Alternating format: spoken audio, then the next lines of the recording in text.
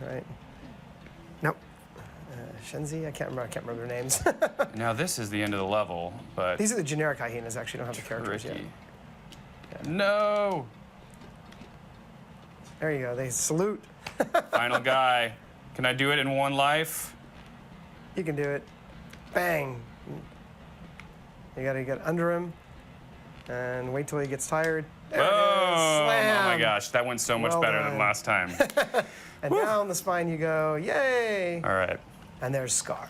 Yeah, man. A lot of people miss Scar. It's like, come on, he's right there. Subtle. Yeah. All right. Now you're on the bug toss because you got man. it. Nice. You got to do the bug toss. And these were another thing back in the day. You know, mini games were actually a big deal. Again, such a beautiful. This one scene was one of my favorites too. This one and the monkey. The monkey on the waterfall is so gorgeous. Oh yeah, the monkey level is rad. I think so beautiful. That's probably the prettiest level. Okay, Although this. So okay, let's talk about this. So here's the story with this one. So we're about a month or two into development. Maybe I hadn't gone to Florida yet, so it had to be about March, and we go in and we're going to pitch this level to the Disney team over at Disney Interactive. And we got word ahead of time, thankfully, because we had a mole in there, and I won't say who it was because get them in trouble probably to this day. But they said, "Hey, you're the technical guy over at Disney is going to kill the wildebeest level because they don't want to compromise the delivery schedule." And so the team was just like all new assets, right? Everyone's drawn from like the front now.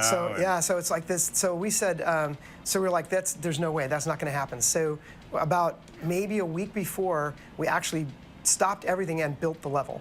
So we actually, before we got approval, we made it work. That's awesome. And so we were in the meeting, and we had the game all ready to go, and we were right before this level. And we get in there, and then the technical director launches into this diatribe about how the specification was way too aggressive, and 3D on a Super Nintendo. This is the Genesis version. The Super Nintendo is even smoother. You know, it was just not going to be possible in the time frame that we had. And he was going on and on. And while he was telling everybody how challenging and how difficult and it was not going to be possible, we started playing the level. And it's like, and they're like, he goes, well, I guess if you did it, you did it. He goes, I'm not even sure why we're having this meeting. I'm like, well. Well, and it became, I think it's probably the most commonly cited favorite level. Oh, it's just so level. Unique and different and such a change of pace. It was very hard to do. Barry Green and Rob Povey, the programmers, Barry was on the, which one? I think Barry was the Super Nintendo and Rob was the Genesis, and those guys, they really worked, I mean, all-nighters. Not because somebody was saying, hey, you know, if you don't come in on Saturday, don't bother to come in Sunday, but actually because they love the game and they just wanted it to be awesome. And so when people talk about crunch, it's like the right reason to crunch is because you just love it and you just want it to be better, right? Yeah. That's the right reason to crunch. So those guys are, they were amazing, and still, I lost touch with both of them, but would still regard them as some of the best times I've ever had making games. They were just awesome. Awesome. They did not get on well sometimes, very in a comical sort of way. So it was good. So we have something new going on in this level, which is that you basically have to speedrun this level. Oops, that was bad. Yes. There's like the rocks that are always constantly falling if you stand in one place too long. Yes, so. exactly. You don't have to rush in the sense that you can go slowly, and you just have to be. You can't stay in one spot. Yeah, exactly. So there was a time when this level had the frequency of the rocks increase as well, and we determined that was just way too hard. Because as you get further and further in the level, of course, the level gets more difficult, and the rocks started falling so fast that you just... I like how you end, too, where you have to run into the brambles, even though the brambles have been, like, the death the entire level. It's like you have to do that leap of faith. Oh! Another bug. Wow! We missed the audio. How come we didn't see the animation? Oh, there's an animation of Timon that he does that thing from the movie. Yeah. He goes, wow! I must have skipped it or something. All right, now there we go. Here we're talking about some pretty art. Yeah, this is just inspired. So this art is inspired by plates that were in the film that nobody ever saw. So one of the rules at Disney is you're never supposed to talk about the artwork that gets cast aside, but I got to because it's in the game. Yeah, there you go. So here's what happened. So we were in a meeting in, now it's probably May or so, we're sitting in the meeting at in Orlando, Florida, and we actually did end up being in Orlando with the animation team working on the game to accelerate the time frame. Anthony Michael and a bunch of guys that were just really amazing animators. So we're in the meeting, and Jeffrey Katzenberg comes in, and we're doing a big storyboarding thing. And there's a point in time in the story, and I don't know if you guys all know the movie Lion King, but there's a point in time in the story where the lion grows up. He goes from being a cub to being an adult. Well, and then after that, they go from being an adult to the Pride Lands, right? So the decision from when he decides he's going to be an adult to the time when he ends up in the Pride Lands was a lot of film. There was a bunch of scenes and everything that were designed and storyboarded, and Katzenberg's looked at this whole wall and he goes, you know, how do the characters develop? How does the story get any better? What happens from this decision point to when he shows up in the Pride Lands? And everybody starts talking about, oh, well, he goes on his adventures and he does this and he meets the monkeys and he does all, and he goes, yeah, but nothing happens. The character made the decision to go back, and he's not, this is a story of the story of a coming of age story, and he as a character doesn't progress. Simba doesn't progress at all. So let's just cut all of it. So of course, this video game team is like, wait, you're cutting like half our game, right? So it took a long time actually because we had these levels were all developed, and we're like, look, we can't cut. We can't cut all that stuff. And he goes, well, you've got all the other story stuff. I was like, no, you don't understand. We can't cut everything. It's just too much stuff to cut. The game is going to be like empty with all those levels. So it literally took Paul Carassi and some of the guys at Virgin to appeal to Katzenberg to please let us, and Disney Animation to please let us keep the artwork in the game. And so the thought was, well, nobody will really know that the artwork was supposed to be in the movie in the first place anyways, but now you do. So there you go. I was wondering about that, because yeah, there are a lot of levels with adult Simba, which, spoilers, is about to happen. Yep. And that, I mean, that was one of the coolest things of the game for me, was the way that you change your main character halfway through the game. And but all of that stuff, like you said, was not stuff that was from the movie, so I wondered how much of it was just to be able to, like, utilize all those new mechanics that come with adult Simba. Yeah, no, but it sounds like that's not at all what it was. No, it was actually inspired by plates and storyboards and things from the movie that never got made. Yeah. Well, actually, they did get made. They were taken to a pretty far degree of production and then cast aside because you know, Jeffrey was just not convinced that they were germane to the film, which I had a lot of respect for. I mean, as a company, to be able to take that kind of pride, no pun intended, in their work, to say, look, we're just going to make it great, and if it costs money, oh well, we want to make the best product, and so it taught us a lot. I mean, honestly, I think it kind of influenced the way Westwood thought about games after that too, because we started getting very non-compromising when it came to quality. People would get aggravated at us because we'd go to 3 or 4 trade shows thinking we were going to ship a game, but if we weren't happy with it, we pretty much didn't ship it. I think Blizzard has taken that to an extreme, and it shows in the quality of their products. But it's a tough call. From a business point of view, it's a really tough call to keep working on something when you know you just spent a lot of money on it. And there's nothing wrong with it, it just wasn't optimal. Yep. Well, the fans can notice, right? That's why it sticks around. Yeah. All right, we're almost to your monkey. Yeah, I know. He's awesome. Watch the spiders. Yeah. Right, Bastages.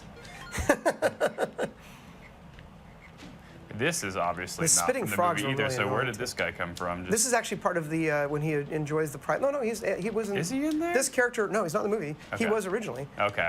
As part of the Pride Land adventures, the Pride Land things.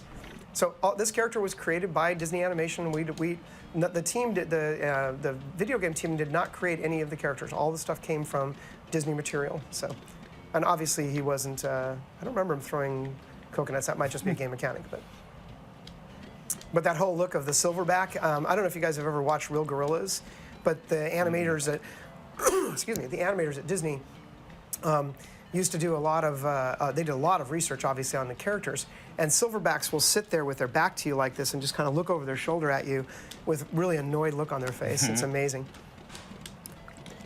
This was a pretty tricky one too. Some weird patterns in here. Oh yeah. And he always jumps in weird ways and then jumps on you, like he almost just did. Yep. And there's a lot of, if you miss a jump like that, now he's going to be throwing a bunch of barrels when I get up there. If we could have gotten there the first spot, I would have been able to avoid some. Yeah, he'll be throwing coconuts at you. Yeah. Well, you gotta let him go. I always love that too, the scramble. There's some really neat scenes. You know, the animators really did do such a beautiful job on some of the character animations, the kind of idols and stuff like that too. There's so much detail You've been jumping through this pretty fast, so you don't see many of the idols. There's a lot of idols where they'll like, I don't remember which ones went in, the smack the backhand. If you get too close to him, he'll hit you. Sorry. Which is tough when I'm on this tiny little Apologies platform. to the audio guys there. There we go. Oh, there you go. All right. Adult Simba time, I think. Ooh. that look. You gotta love it. And the little like wavy hands are super awesome. Yeah. Very cute. Okay, let's see if we can get another free guy. Or I wonder what happened to Luau. You know, I wonder if it didn't make it in the Genesis version. I know that the memory cartridges the assets took different sizes. One of the reasons Westwood Games, even on consoles, were doing a lot more assets than others was we had invented a number of really good lossless compression. And so we were compressing almost all the assets in our games. So it was very avant-garde at the time, I would say. Yeah, they looked awesome for sure. We were able to actually, and there was lossless compression, so we didn't have like JPEG where you'd lose anything. And there you go, And now we're adult Simba. Yeah. Very exciting. So now we have a whole new moveset. We've got slashes. Yeah, you can. We can maul, if I can do it. And then you have the orange fur, because we weren't allowed to do blood. So that's orange fur. I want everybody to know that you're slashing at them with. Oh, I didn't even notice that. When you hit them, there's like this flash of fur. It's like, yeah, that's orange fur. It's not blood, really. This level was always great, too, because it's like, one, it's just exciting to be adult Simba now, but it's a little bit easier of a level, too. And that's, again, very intentional to get the ease back up and also let you explore a new character. And, you know, those annoying monkeys, now you get a chance to have some revenge. Although they're still throwing well, I guess, what do you think they're throwing? Some sort of nut? Yeah, sure, why not? But I think it could be something else. Yeah, it could be. It was something else. It was obviously something else. They made us take that out. It's like, oh, come on. Funny. Kids love poo jokes. I could see why they might be they didn't like weary it. of that. Yeah, but it was funny, you know, because you get hit by it, and we had this look on the lion's face. It's like, ugh, you know, that went away. So that's one of the most and then you have the back powerful attacks. Back feet and then, rake. yeah, then there's the back flip, which let me see if I can do that. Well, you can't flip him. You have to do the rake. Yeah, that's it. Yeah. Well, I can flip him though, right? Once he gets panty. Yes, if you do. Yes, that's how you learn it. Boom. Boom. Yeah. We'll talk about that later. Yep. It's the only move. You have to master that move by the last level. Yeah, and it's never taught, right? So That's right. It took me so long to figure out how that was happening because it just accidentally happens all the time, and I'm like, what? And I just always assumed it was kind of, you know, just random thing. Oh no. Until you eventually have to do it. Yeah. See. Now he like he reaches down and picks up a nut off the ground and throws it to you. There was something else they used to do that. That was, I thought, very funny. It came from the animators. I'm sure it was. Yeah, it came from the animators. We didn't do it. It's funny that the team is always just like anything else. The team and animation, they have some really humorous stuff they do that they can never talk about with the characters, which is hysterical. So. All right, there's a nice little hidden continue down there. See it down there? Yep. And one of the design principles was if you played the game without finding the secret, without like not looking for the secret areas, every secret area had some sort of a tell. So you would always see a little bit. In Aladdin, there were a few that were completely blind. Yeah, like that when we just launched up that wall. Yeah, and we decided not to do that with Lion King. We felt like it would be fair, even if it was very subtle, like a little bit of a glowing silver or gold coming through the leaves. Always a little bit of something to tell you where it was. God, those cheetahs, or pumas, cheetahs, wherever they were tough, man. It's fun though. I mean, the game just becomes a lot more combat focused now. Yeah, exactly. It's interesting. And we wanted a much more adult game. And as you pointed out, I mean, because we chose to tell the story in the same order as the movie, we really couldn't bring adult Simba in sooner. So you have to bring him about halfway through the story. But it was a bit of a shame because I think a lot of people didn't even realize there was this really fun combat game in here too. And not a lot of platformers during the day would have hand-to-hand combat like this. In fact, most of them were all throwing things, you know. And Rafiki hits you with his club. Here we go. Yeah, watch the rolling rocks. Yeah, one-hit kills on those rocks. That is brutal. And there's something too about, I don't know if you guys, well, actually they're seeing us while we hear us talk over it, but the weight of the lion, when he runs, you feel the weight of him. You know, it's like really cool. He's not bouncy like the little cub was, and that to me always was just really beautifully done. Yeah, he definitely has a different feel to it, and seems like a little bit wider of an animation suite. But I guess you can't have the roll anymore now, which is one of the things I used a lot as. Right, young exactly. Simba. Well, but again, intentionally changing the mechanics up and making it so that you had to learn. And now he has a real roar. His roar is much more badass, and it actually killed that guy, right? If it was full. Yep, it would have. Yeah. I think you get him from there. Yeah, because not only is it more powerful, but it actually, as you pointed out, it actually has a greater range when it's full, when the meter's full. Let's see if we can.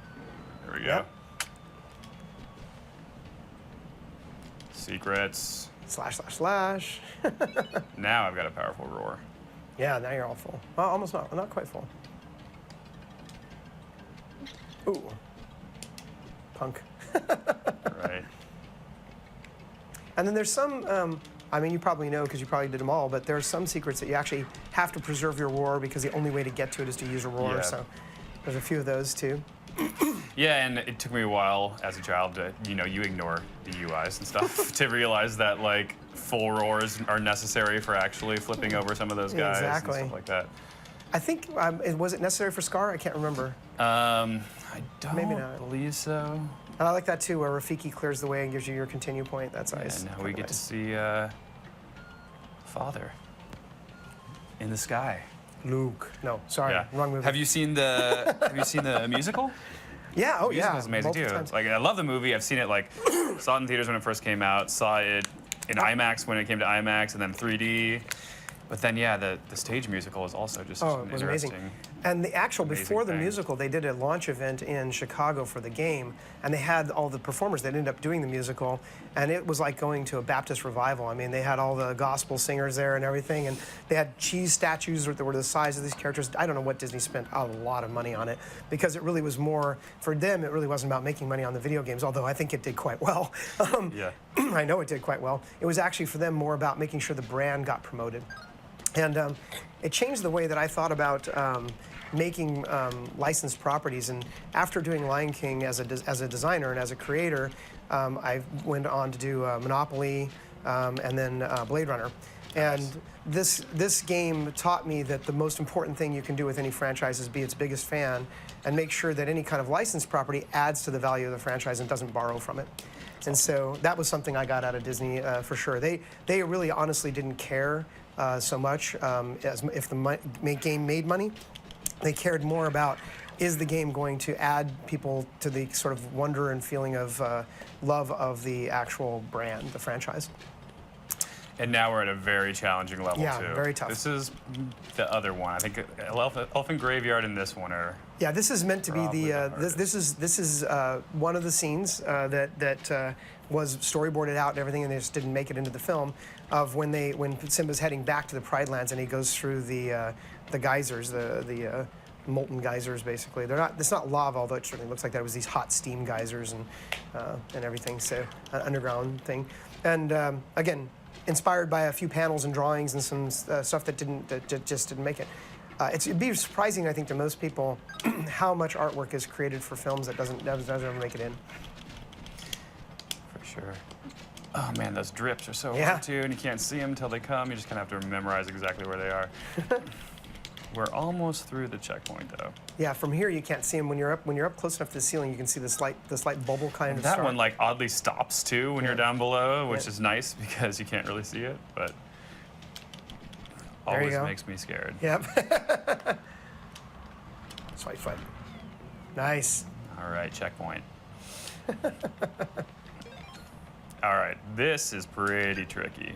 Those bats are Yep. tough, although I got lucky there and one didn't spawn. Actually, a couple didn't spawn. Nice. I think as you're all the way forward, you managed to catch the. Yep. If you were a little bit further back on your rock there, you would probably had a few more. Good trick. I'm gonna do that every time now. I think the free guys aren't appearing either. I don't know if it's because I'm Oh. full or something.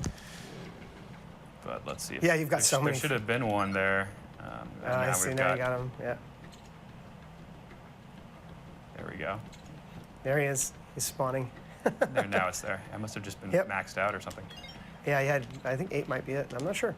And that's something I don't. It's not a problem that I ever had. Have too many free guys. It's like, no, barely making it through. That would be me. I think that my luck might be running out soon. This is gonna get real here. There you go. Nice. Now a boulder that will kill me. Nicely done. Oh, stupid bats. Bats, yeah. They're so hard when you're inside the narrow passages. You know, you have no room to maneuver. So I'm hoping he'll just go away. There we go. those guys and the monkeys inspired by the. There was a game, Gauntlet, that had the little guys that threw the rocks at you. It's like, oh, that's a great idea. It's really annoying. All right. I think this is it, right? Yep. Crouch down. Do the reverse. They'll be waiting for you. Mm-hmm. Come on. Ending's a little tricky, too, on this level, because it looks like you're kind of stuck and nowhere to go. Yep. Oh, yeah. It's been a long time since I've seen this, so.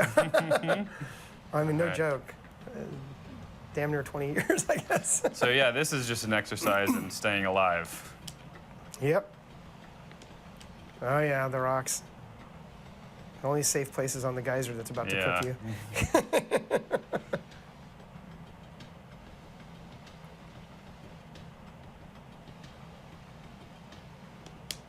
The next level was one that made me very glad that I played through this before time, because now we're going to get to the like Mario-style ghost level that has kind of a maze through a bunch of series of doors.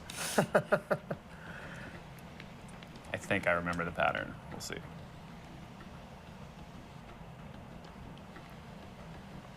Now, do you know if you had to wait that many? I think that eventually the rocks will just start falling, right? Yep, there we go. Oops. There you go. I think I'm suspicious that there was probably a way you had to get further to cause them to trigger, but that's I'm not sure. But if that works for you, whatever. Well, now we're good. And you plug them all and then blast off. There you go. Okay, so now. Oh, yes. Really like the color palette of this level. Super pretty. The just decimated Pride Lands. So these are all doors. Yes, they are. And we got to go through the right ones, which are over here. It takes a little bit of time. Yeah. I can't remember what's behind them, but it's mostly just like some free guys and some probably extra bugs and stuff. Yeah, it's just all the, Yeah. There's a lot of like, you'll get put back into one of the other rooms you're supposed to go in, but from a different door. Makes it even more tricky. Start getting turned around. And you do have to kill all the guys before you can go in the doors. It has the cool music too. We can't hear the music that well, but it's like it's got this wicked cool. Yeah, you know, we haven't talked about that much, but I think the game has every single song from the movie, right? It has an awful lot of them.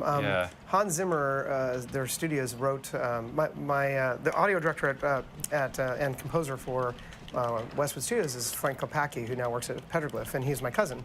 And he ended up getting a letter from the Hans Zimmer Studios complimenting them on the music treatment for The Lion King on Super Nintendo. Oh, nice. Yeah.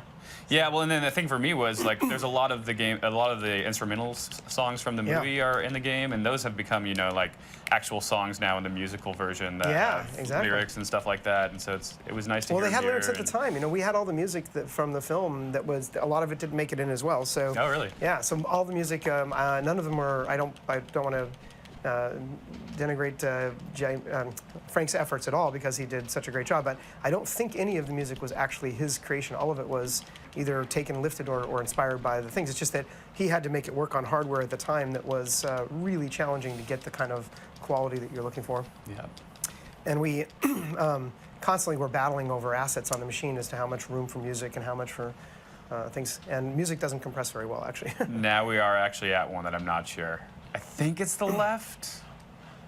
Let's try. Maybe? Yeah, I think this is the final battle, right? The bugs. You know what? You're way beyond my memory. Let's get that bug. So sorry about the coughing, guys. I know it's gonna. All right. I'm just really enjoying this. Me too, and this is going much better than it did last time. All right. There it is. Final level. Pride Rock. Oh my goodness. Okay. No save points on this one. You got to beat Scar. I think there might be a few, but we'll see. It's he definitely tough. You, right? He runs. Yeah, he runs every time, right? Right. It's the final battle where there's no save points. I love that the block that he does too. Yeah. Yeah. I was thinking of the Aladdin level where it's all fire escape from the Cave of Wonders. That one had no save points, and man, that was tough. But yeah, this looks really good. We were pretty fair. I mean, it was hard, but it was pretty fair. There was Seth was always big on that. Was one of the things he didn't like about Aladdin was the fact that there were some places where there's no way for you to have known what to do. You just had to be lucky or whatever. And then there were a couple places where it was really a combination of several really hard things and no real ability to. That's not what I wanted to do. Back to the beginning. But now we got that bug, I guess. And No. Got to get rid of some of those guys. We've got too many. You don't want to max out your guys? Yeah. Why show off, right? All right, come on. And I don't remember if you're building up your roar, but I don't remember if you ever got his. There used to be a time when we had a scar meter, but I don't think we do anymore in the game, right? There's no scar meter. I don't think so. Yeah, no. I mean, he does like the whole fight is just wearing him down to where. Yeah, there was at one point in